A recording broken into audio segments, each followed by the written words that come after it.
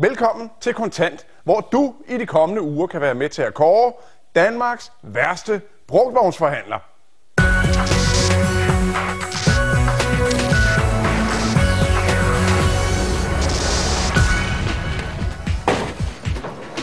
Vær med, når Kontant kårer Danmarks værste brugtvognsforhandler. Og vi starter med et rigtig godt bud på en mulig vinder, Johansen Auto ved Aarhus. En ting er, at han sådan har løjet for mig. Jeg føler næsten, at han har stjålet de penge fra mig, som bilen har kostet. Da jeg fik bilen, så kunne hverken døre eller noget som helst åbne. Og vi prøvede så at se, om vi kunne starte den ved at kravle ind i den anden side. Og det kunne vi så heller ikke. Vi taler om en forhandler, der forfalsker FDM-attesten for at sælge dig et sminket lig. Det kommer selvfølgelig helt bag på mig, fordi jeg har en fejlfri FDM-attest, hvor der lige netop står, at karosserimæssigt er i udmærket stand. Og når vi så opsøger forhandleren, så er han ikke meget for at indrømme noget som helst. Jeg synes, jeg sælger ham en god bil af. Mød det første bud på titlen Danmarks værste brugtvognsforhandler. Ja, vi begynder med en kandidat. Vi tror, det bliver svært at slå. Johansen Auto i Lystrup ved Aarhus. Her skal vi lige gøre opmærksom på, at der jo findes flere bilfirmaer ved navn Johansen, som intet har med aftenens sager at gøre. De her sager handler om René Johansens ret specielle autoforretning i Lystrup. Og René Johansen, ham skal man helt klart undgå. Bare spørg David Hansen. David Hansen er ved at være færdig med en omfattende gør-det-selv-ombygning af sit nye hus i Låsby i Østjylland. Da ombygningen begyndte for snart 2 år siden, stod han og manglede en brugt varebil til transporten. Det har været byggematerialer, sådan af den tunge slags. Det har været, altså nu, vi har muret noget af gavlen om her for eksempel, så det har jo været sten og mørtel, der skulle fragtes, og brokker tilsvarende skulle på genbrugsstationen igen. Familiens nye Skoda Fabia her var ikke det mest velegnede til at transportere tunge og beskidte byggematerialer. Han søgte derfor på Bilbasen på internettet. Jeg finder en brugt Toyota Previa, som er forholdsvis billig. Og så var bilen nysynet, stod der. Og det var meget vigtigt for David Hansen, der kun skulle bruge bilen i ombygningsperioden. Hvis den er synet, jamen, så er det der en, man kan sælge igen. Altså næsten uanset stand, vil jeg sige, ikke? Forhandleren var Johansen Auto lidt uden for Aarhus. Her prøvekører David bilen sammen med en kammerat, og den virker fin. Den kan opfylde behovet med at være sådan en ombygningsbil, ikke? Men inden han køber bilen, spørger han ejeren af Johansen Auto, René Johansen her, hvornår præcis bilen er blevet synet. Jamen han fortæller mig, at den er synet i sidste uge, og så har jeg det egentlig ret godt med, at jamen, så er det en bil, jeg godt kan købe. Altså, der er jo 2 år tilbage, før den skal synes igen. Så David Hansen slår til. Så fortæller han mig i øvrigt, at så vil jeg så få synsattesten efter nogle uger. Den vil så komme til mig helt automatisk med posten. David Hansen venter på synspapirerne, og en uge efter købet ligger der også et brev i postkassen. Det er bare ikke papirerne fra Johansen Auto, det er en indkaldelse til, ja, syn. Jeg tænker, at der må være noget galt. Det kan jo ikke passe, fordi jeg har jo lige købt en nysynet bil. Så min umiddelbare tanke, det er, at det er en fejl i systemet. Han ringer dog for en sikkerheds skyld til René Johansen, og nu er synspapirerne pludselig blevet væk. Sådan begynder det at gå op for mig, at jamen, det kan godt være, at jeg er blevet snydt i den her handel. Bilen er ikke blevet synet, og det vil sandsynligvis koste mange penge at få den igennem et nyt syn. Så David Hansen forlanger, at handlen går tilbage. Fordi så er det jo ikke længere den bil, jeg troede, jeg købte, som jeg har fået.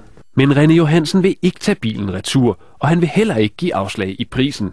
En ting er, at han sådan har løjet for mig. Jeg føler næsten, at han har stjålet de penge fra mig, som bilen har kostet. Fordi han har solgt den til mig under helt andre præmisser. Og derudover så føler jeg også sådan lidt, at jeg er nybagt far på det tidspunkt, så jeg kan heller ikke lade være med sådan at få det sådan, at jamen, det er jo ikke bare mig, han har bedraget, det er jo en hel familie. For at komme af med sine frustrationer, åbnede David Hansen for et halvt år siden en hjemmeside, hvor han til skræk og advarsel fortæller om René Johansen. Siden kalder han bedragerisag.dk. Det giver mig et forum at gøre noget ved det, kan man sige. Og så samtidig så kan det jo også tjene andre mennesker, hvis de søger på René Johansen eller vil vide mere om ham, inden de vil købe en bil. David Hansen opretter altså en hjemmeside, hvor han beskriver sin sag. Og der vælter det ind med andre utilfredse kunder fra Johansen Auto i Lystrup.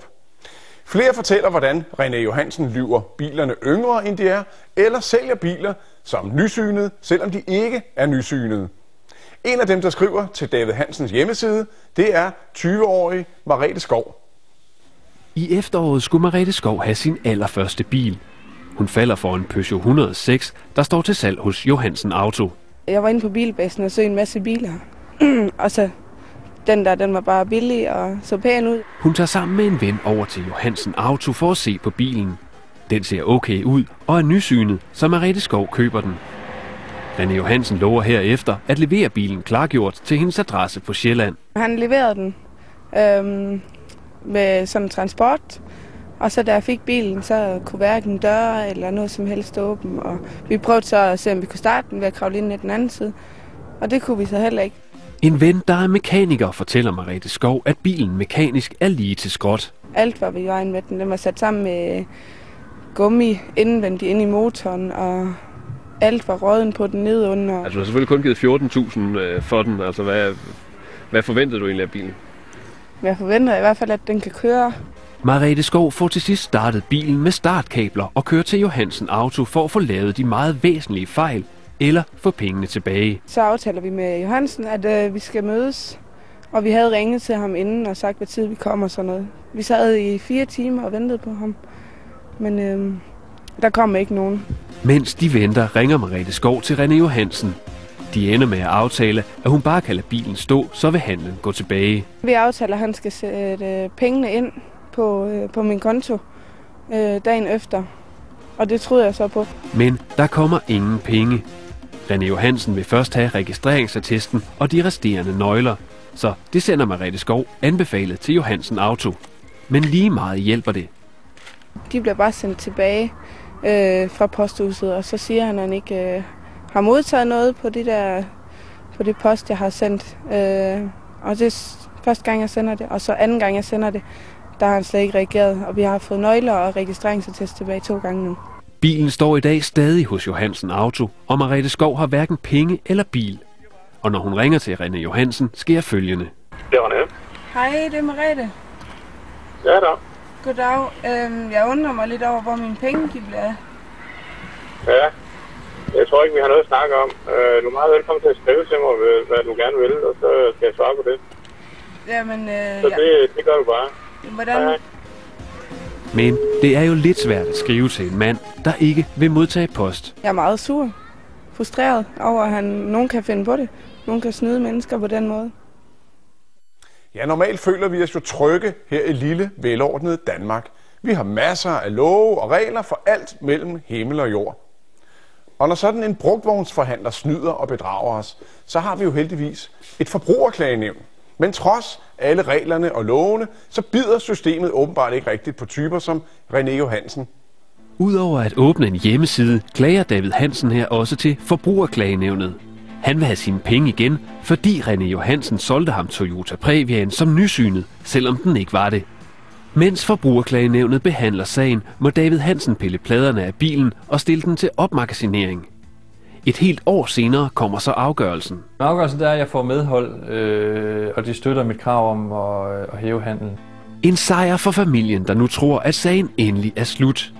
Men en måned senere har de stadig ikke fået pengene af René Johansen. Ringer jeg til ham, og så får jeg den melding, at han ikke har i sinde og efterfølge nævnets afgørelse.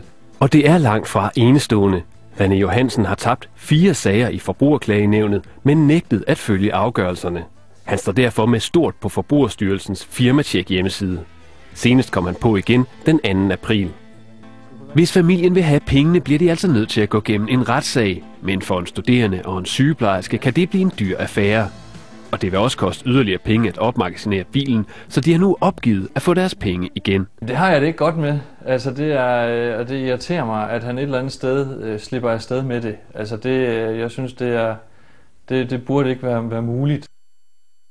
Nej, det burde ikke være muligt, men foreløbig har Kontant kendskab til 14 utilfredse kunder fra Johansen Auto, kunder bosat over hele landet. Så René Johansen er altså en oplagt kandidat til titlen som Danmarks værste brugtvognsforhandler. 4 gange har han valgt at ignorere afgørelser fra Forbrugerklagenævnet, og 3 nye sager imod ham er under behandling nu.